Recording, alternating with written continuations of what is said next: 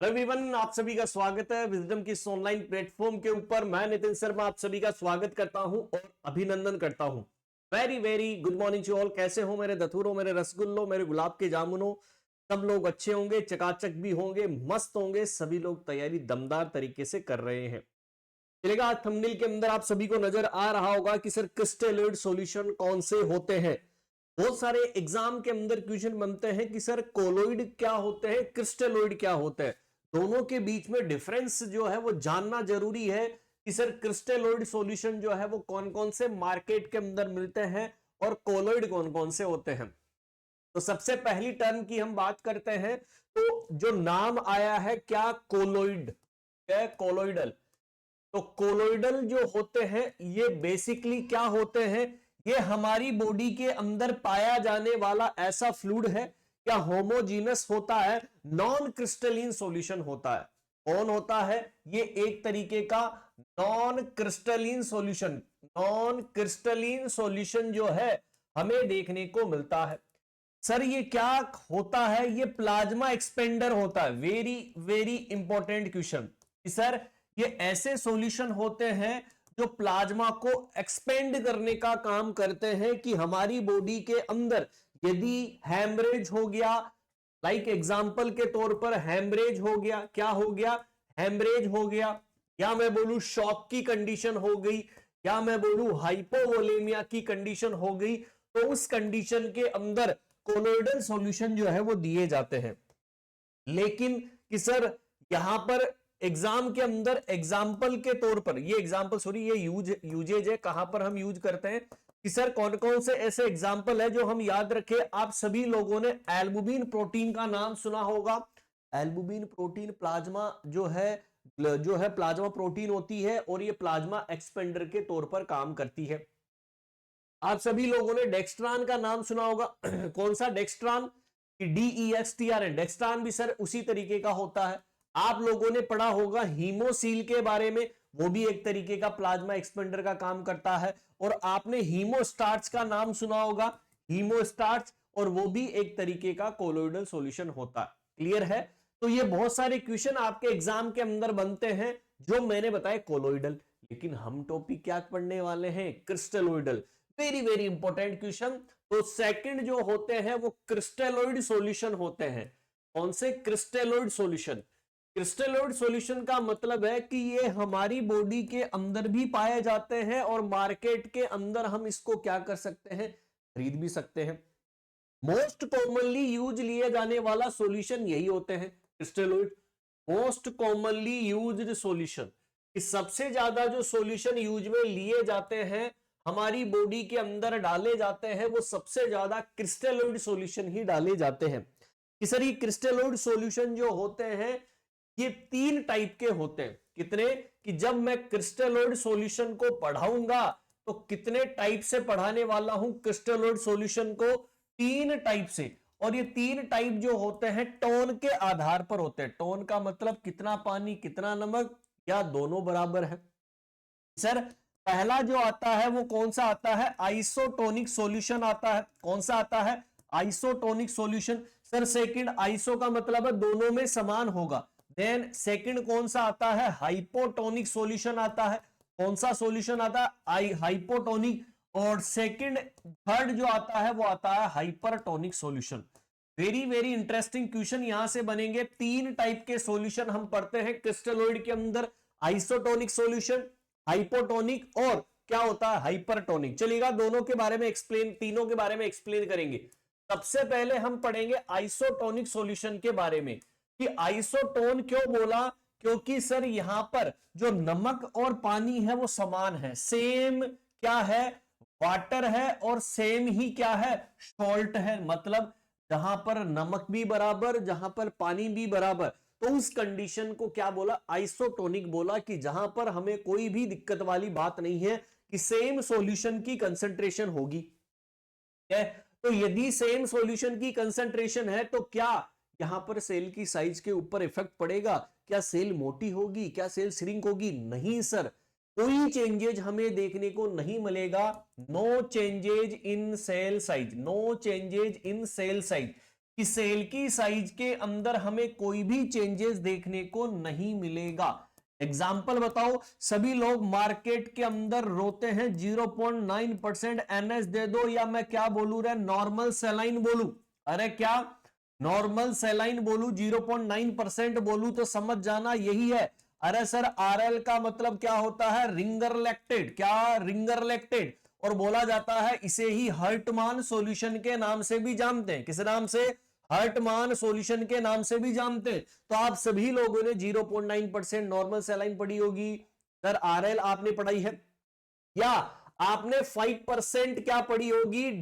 Dextrose water. ठीक है, dextrose water पढ़ी होगी 5%। वो भी एक तरीके का आइसोटोनिक सॉल्यूशन ही हमें देखने को मिलता है। यदि आपने 5% डेक्सट्रोज वाटर के अंदर आपने 0.225% क्या मिला दी? एनएस मिला दी। 0.225% एनएस मिला दी, तो वो भी एक तरीके का आइसोटोनिक सॉल्यूशन है। तो आइसोटोन के अंदर सेम टोन होती है, कोई कंसंट्रेशन चेंज नहीं होती है, ना पानी की ना सोल्ट की, दोनों बराबर है। तो इसका मतलब सेल की साइज के ऊपर कोई इफेक्ट नहीं पड़ेगा। चलेगा सर, ये बात भी आपने ठीक बोली है। सेकंड लिखो hypotonic solution, very very important. देखो हाइपो का मतलब क्या होता है? कम हो जाना, कि टोन कम हो जाए। और टोन जो है वो कब कम हो जाएगी? अरे उसकी टोन का मतलब क्या है? ऑस्मोलेलिटी, कि उसकी ऑस्मोलेलिटी किस तरीके से कम हो सकती है हाइपोटोन के अंदर? कि जहां पर पानी की मात्रा ज्यादा हो जाए, मोर वाटर, कि पानी की मात्रा ज्यादा हो जाए और नमक की मात्रा कम हो जाए। हाइपोटोनिक का मतलब कम टोन हो जाना। कैसे होगी? कि पानी की मात्रा तो ज्यादा हो गई और सोल्ट की मात्रा जो है वो क्या हो जाती? कम हो जाती है। अब सर ये मान लो कोई सेल है, ठीक है, ये क्या है? सेल है। अब क्या था कि बाहर की तरफ से क्या भरा था सर? पानी था, और ये पानी टोन चेंज हो जाने की वजह से नमक तो कम हो गया, और ये पानी क्या होता है? सेल के अंदर चला जाता है। कहां पर? सेल के अंदर चला जाता है। ये पानी कहां पर चला गया? ये पानी चला गया सेल। ये कौन सा है? ये सेल है, कोशिका है। ठीक है, ये H2O का मतलब पानी है। अब टोन कम हो जाने की वजह से कि जितना भी यहां पर पानी था बाहर की तरफ, वो सीधा सीधा अंदर चला गया। सर सीधा सीधा अंदर चला गया तो सर एक टर्म एग्जाम के अंदर बनती है कि सेल की साइज चेंज हुई। बिल्कुल सर, सेल की साइज चेंज होती है, और बोला जाता है कि सेलुलर ओडिमा हमें देखने को मिलता है। कौन सी मां देखने को मिलता है? कि जब भी हाइपोटोनिक सॉल्यूशन की हम बात करेंगे तो सेलुलर ओडिमा की कंडीशन हमें देखने को मिलती है। कि सर हमें पता नहीं, एग्जाम्पल हमें बताओ कि कौन कौन सा होता है। आप सभी लोगों ने 0.445% एनएस पढ़ा होगा, ये इसे ही 0.5% एनएस के नाम से जानते हैं। देखो 0.9% तो एनएस नॉर्मल सेलाइन था, लेकिन इसका आधा कर दोगे और आधा करोगे 0.5% एनएस, जो 0.45% एनएस। सर 0.33% एनएस आप सभी लोगों ने पढ़ी होगी, या इसे ही बोलते हैं 1/3% एनएस, 1/3। इसका भी आधा कर दोगे तो 1/3 निकल कर आ जाएगा।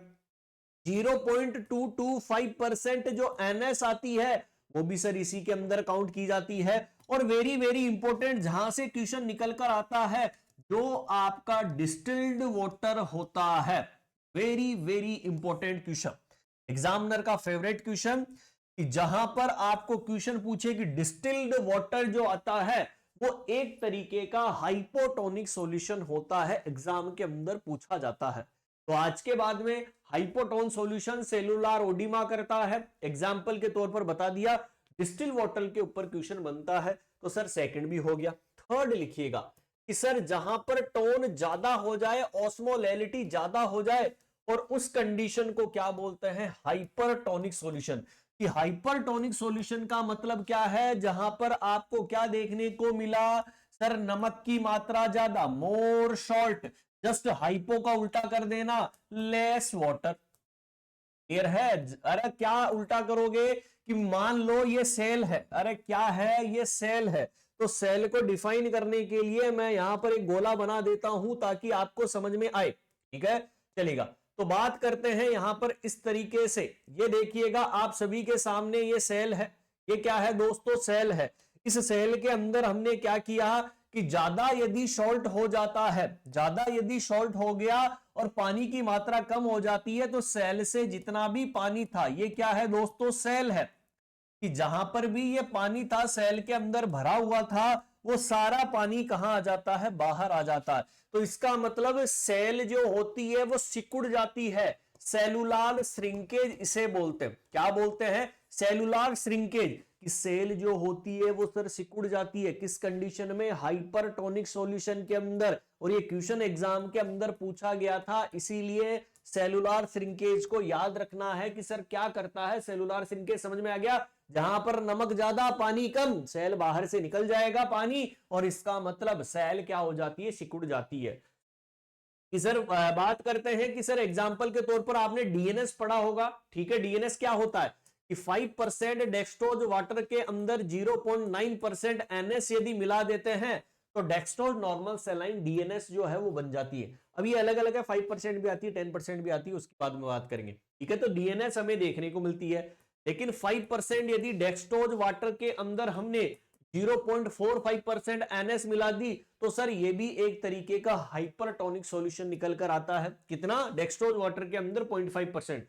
आपने 10% या 25% जो है डेक्सट्रोज ग्लूकोज डेक्सट्रोज वाटर पड़ा होगा, वो भी एक तरीके का हाइपरटोनिक सॉल्यूशन होता है। 10% भी हो सकता है, 25% भी हो सकता है। आपने 5% डेक्सट्रोज वाटर के अंदर यदि आरएल मिला दी तो सर वो भी एक तरीके का हाइपरटोनिक सॉल्यूशन होता है। आप सभी लोगों ने 3% और 5% एनएस पढ़ा होगा। कितना, 3% और 5% एनएस। तो ध्यान में रखना 3% 5% एनएस के ऊपर बहुत बार क्वेश्चन पूछा गया है, ध्यान में रखिएगा कि ये भी एक तरीके का हाइपरटोनिक सॉल्यूशन है। और फेवरेट एग्जामिनर का क्वेश्चन आप सभी लोगों ने मैनिटोल पढ़ी होगी। जब आपकी बॉडी के अंदर सूजन आ जाती है तो सर यही मैनिटोल जो है वो दिया जाता है।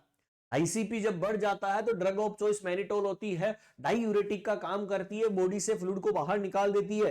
तो ये सारे क्वेश्चंस आपके एग्जाम के अंदर बनने वाले क्वेश्चन थे। तो आई होप एग्जाम्पल याद रखना है आप सभी को हर एक का कि कौन कौन सा एग्जाम्पल है, मैंने आपको सभी एक्सप्लेन कर दिया है। ओके, तो कौन कौन से होते हैं, क्रिस्टलोइड सॉल्यूशन, आइसोटोनिक, हाइपोटोनिक और हाइपरटोनिक। देन कोलोइडल कौन कौन से है वो भी मैंने आपको बता दिया। आई होप ये आपको वीडियो समझ में आ गया होगा। क्रिस्टलोइड सॉल्यूशन कितने टाइप्स के होते हैं वो भी मैंने बता दिया, क्या क्या काम करते हैं, क्या इसके एग्जाम्पल है। मजा आया कि नहीं आया? मजा आया तो कमेंट बॉक्स के अंदर जरूर कमेंट कर दीजिएगा और बताइएगा कैसी लगी आपको क्लास। मिलेंगे नए सेशन के अंदर एक दमदार टॉपिक के साथ। Bye bye and take care.